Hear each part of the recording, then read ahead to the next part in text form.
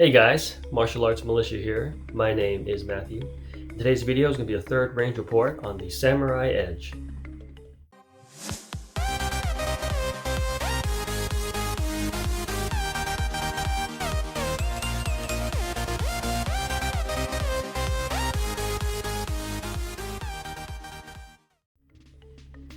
Now this video came about because Beretta had another rebate. It was Beretta bucks. You could get a certain amount based on which gun model you purchased. This one, I saw that the Beretta Brigadier was available as an option. I think theirs was 150 Beretta bucks. Now, I already have the M9A1. You guys have seen that before. There's nothing wrong with it. It's perfectly fine.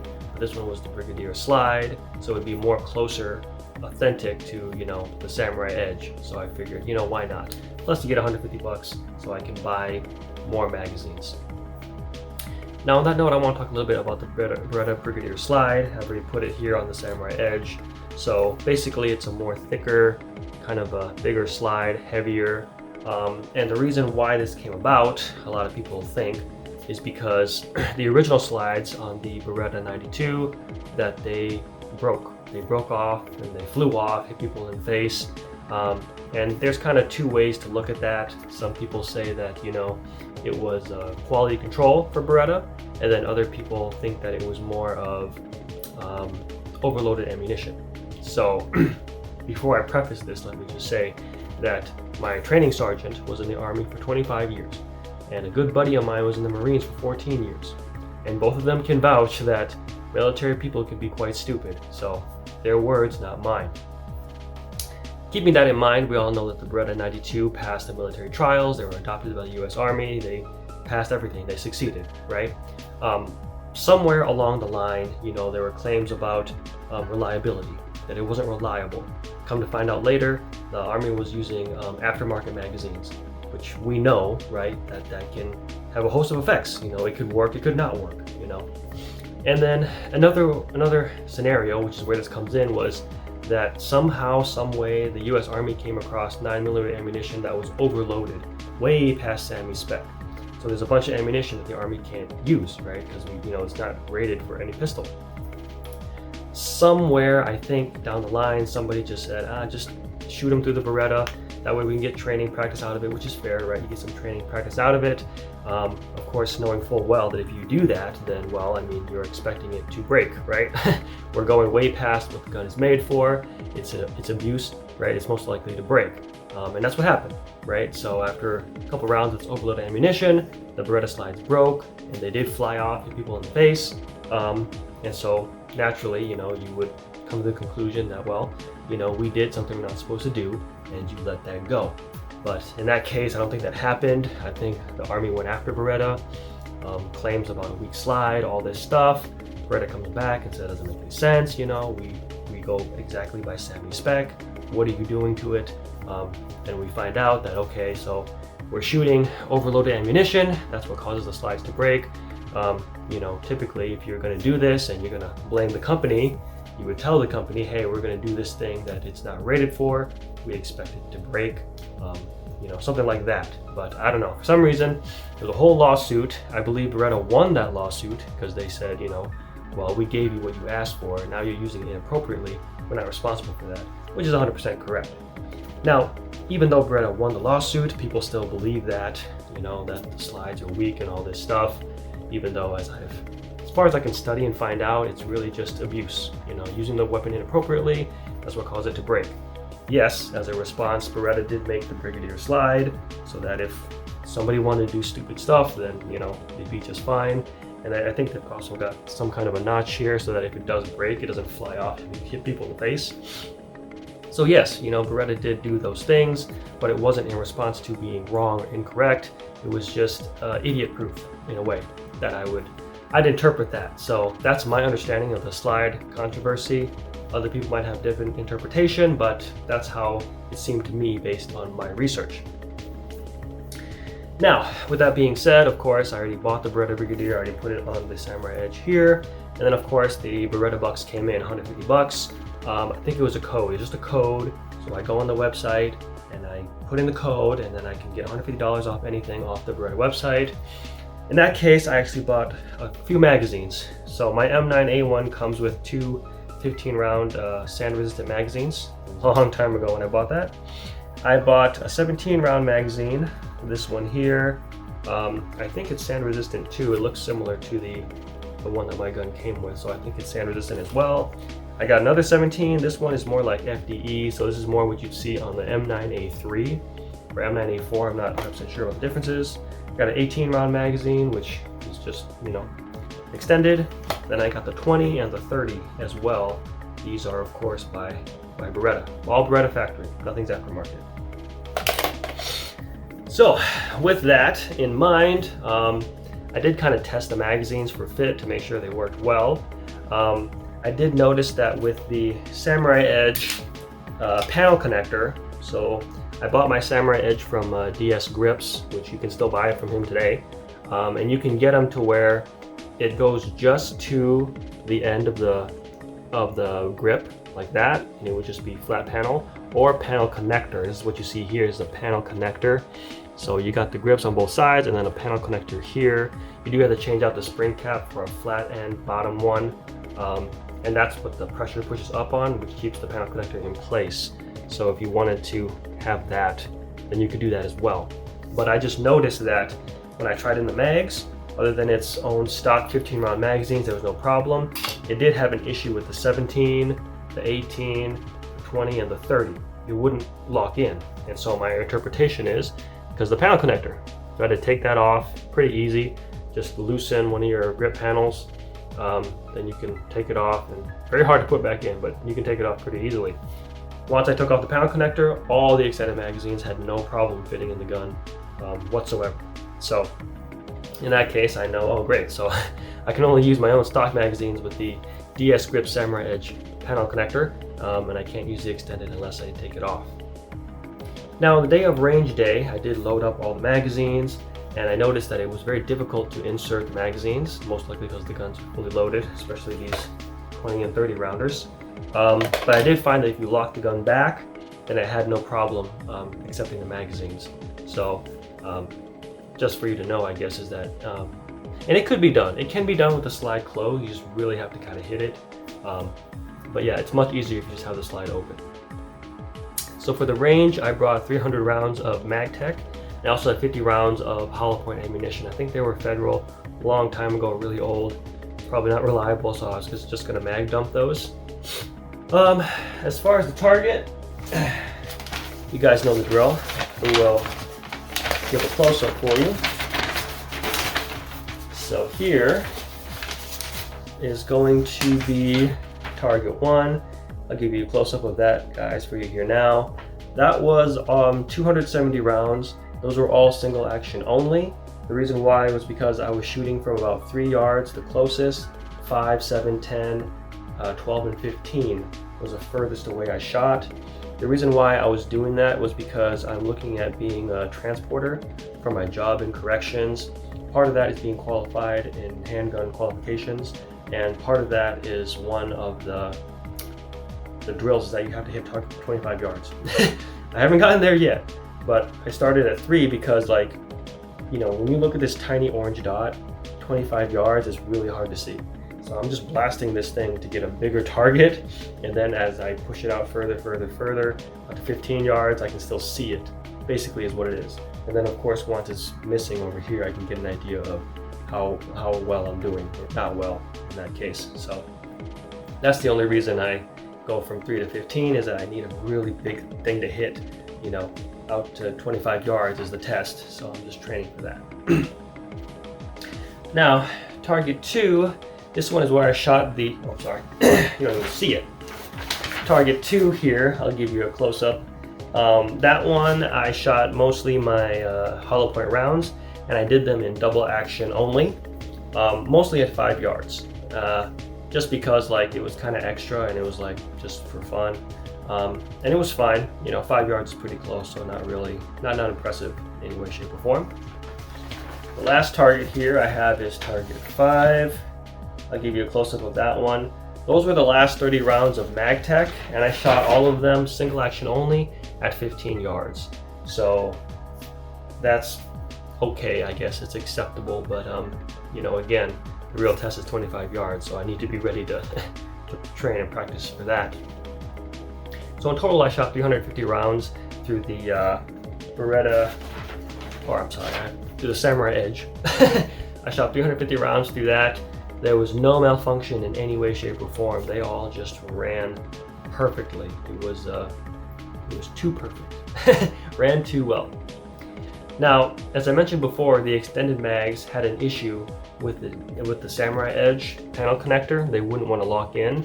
I found out when I came home after the range report shooting 350 rounds. I don't remember how much I did in range report 2 and 1, so probably 400 rounds, 700 rounds total. It now has no problem using any of the extended mags. So I've got my 15 here. We know that works just fine. But even the 17s, which gave me a problem before, right? It's no problem. Flat dark earth, same thing, no problem. 18 round magazine, no problem. We've got the 20 and 30. Now, with these, I have to say the 20 and 30 that they will, well, they don't eject, they just kind of get stuck and you have to pull it out. And the 20 is really hard. So with the 20, I really have to yank it out there, okay? With the 30, again, it doesn't eject, but it's much easier to take out. So I'm guessing that after 700, 800 rounds total, something about the grips loosened up and I could put the panel connector in here and it's now not a problem. So if you have the DS Grip Samurai Edge panel connector, yes, you can use the Beretta extended magazines. Maybe not right away, but if you put hundreds of rounds through it, I think it'll loosen up and then you'll be okay and you can have your 30 round extended Samurai Edge. So don't lose hope if you have the panel connector and think, oh, well, I can't use any extended mags. Yes, you can, just shoot a lot of rounds through it and I think you'll be okay. Now I did have an issue with the double action pull. Usually, you know, there's kind of like a slippery slope somewhere in the double action pull, and so I'll get a dip action. Again, not out of fear of recoil, it's just, it's a smooth butter, it makes you makes you dip down, and it made me miss, you know, and I didn't like that. Usually I would just practice DA pull all the time. You guys know I'm known for that, I do that. But the problem is that the last time I did that, I sent the slide to Glenrock Blue, to not this one, but the original M9A1 slide. I sent that to Glenrock Blue. They glued it and it was very good, very, very fantastic. But he did notice that the firing pin was smashed. He said it was crushed, you know, and I was dry firing that, I don't even know, literally obsessively every day. Could have been 20, 30,000 dry fires with the snap cap. And he just said it was smashed, it was gone, you know? And so he went ahead and bought a new one and put it in for me. And I'm like, oh, okay. So basically my understanding is that my M9A1 cannot go through too many dry fires with the snap cap. I'm not saying that no M9A1 can't do it. I'm just saying mine cannot do it. So don't think that like you can't dry fire with a snap cap. Well, I tested 30,000 or so. Mine can't do it. That's fine. Yours might be just fine. So don't take that as, you know, they're all like that. You guys know I talk about guns made on a Monday and a Friday. People don't want to come to work and people want to get out of work. And then people come in on a Wednesday and, you know, everything's fine and they're in their flow and they're doing a good job. So that's the way that I interpret it. Example of one doesn't mean anything. Any final thoughts? Well, as I said with the panel connector, you know, don't lose hope, you know, just fire hella rounds through it. It'll be just fine. Keep in mind that all of this performance was all on Beretta factory magazines. If you use aftermarket or third party, I can make no promise on those because the Beretta bucks doesn't apply to those. I couldn't buy them. But if you're gonna buy Beretta factory, then sample size of 1, they were all flawless 100%. So that's all I gotta say about the Samurai Edge Part 3. Of course, with the Brigadier slide, you know, the recoil was hardly non-existent.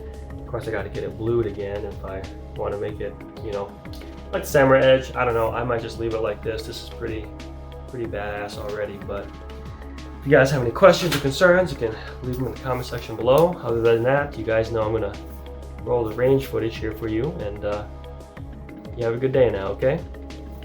Bye now.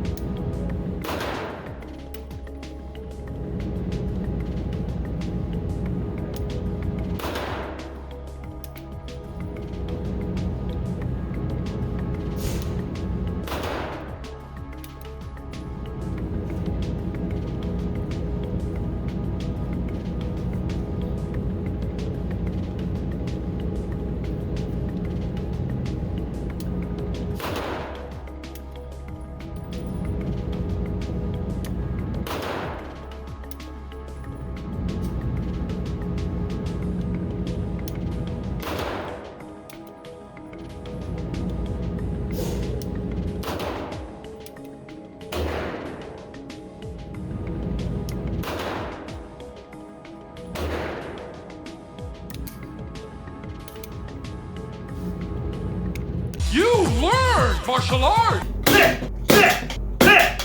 Martial arts, go!